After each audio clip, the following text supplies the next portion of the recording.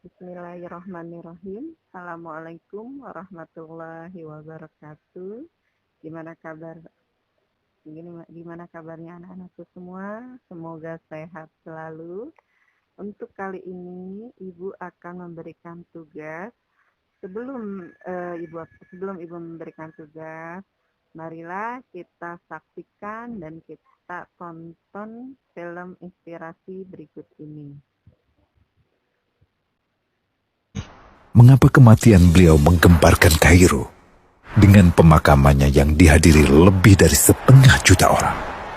Mari kita simak kisah dari Asosiasi Universitas Islam Mesir ini. Al-Kisah dari kampung kecil bernama Tafahna al-Ashraf, distrik Middle Ghamir, provinsi Dakohliah, Mesir, ada 9 orang sarjana miskin lulusan Fakultas Pertanian. Lalu mereka pun sepakat membuat sebuah peternakan unggas sembari mencari mitra ke-10. Namun mereka terbentur modal, maka dengan sekuat tenaga mereka kumpulkan dari hasil menjual tanah, perhiasan istri, hingga meminjam. Meski tidak banyak terkumpul, namun mencukupi untuk memulai usahanya. Pertanyaan tersisa, siapa mitra yang ke-10? Insinyur Solah, satu dari mereka pun berkata, "Aku sudah menemukan mitra yang ke-10. Siapa?" kata teman-temannya. Allah, lanjutnya. Allah akan menjadi mitra usaha kita yang ke-10.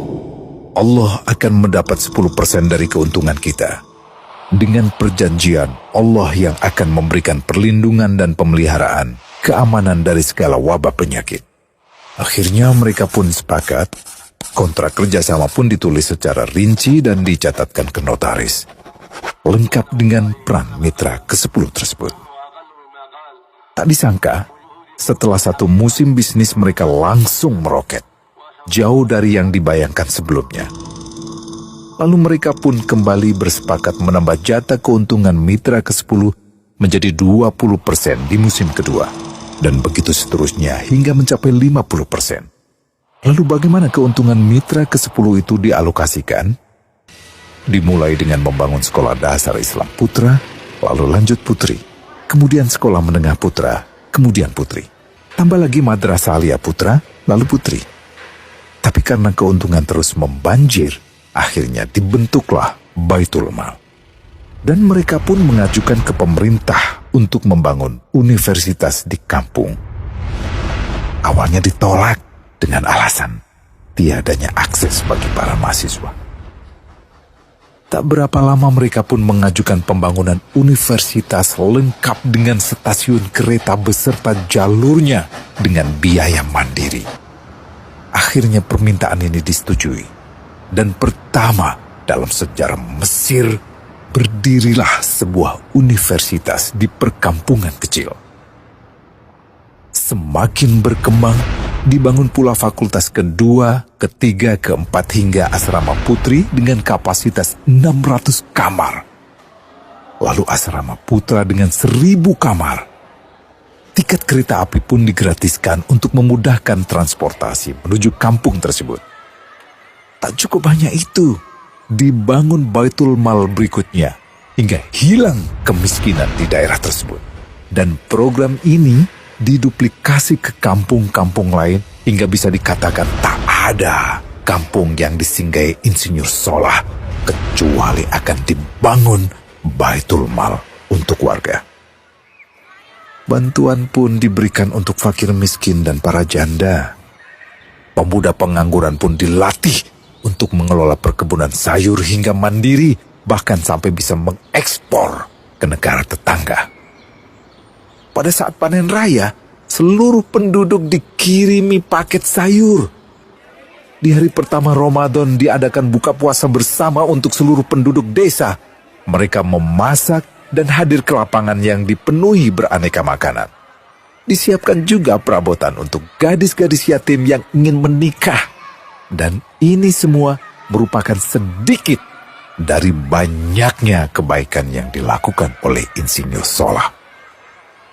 Hingga pada akhirnya disepakatilah keuntungan perusahaan 100% untuk Allah. Insinyur Solah yang awalnya adalah salah satu mitra usaha berubah menjadi karyawan Allah.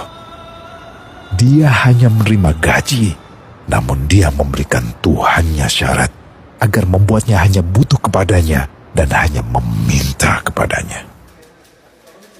Inilah sosok Insinyur Solah Atiyah, aktor utama kisah menakjubkan ini. Keikhlasannya membuat ia sama sekali menolak terkenal di media massa. Dan kini, meski orang yang melibatkan Allah ke dalam bisnisnya ini telah wafat, terbayang seluruh amal jariahnya yang selalu mengalir untuknya. Masya Allah.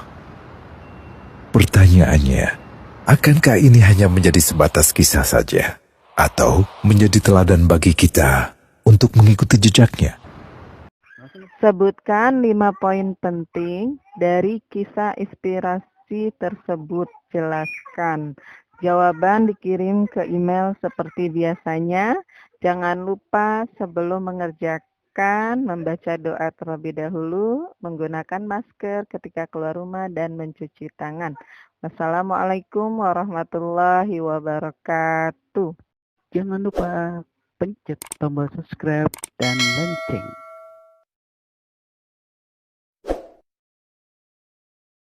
serta like. Terima kasih.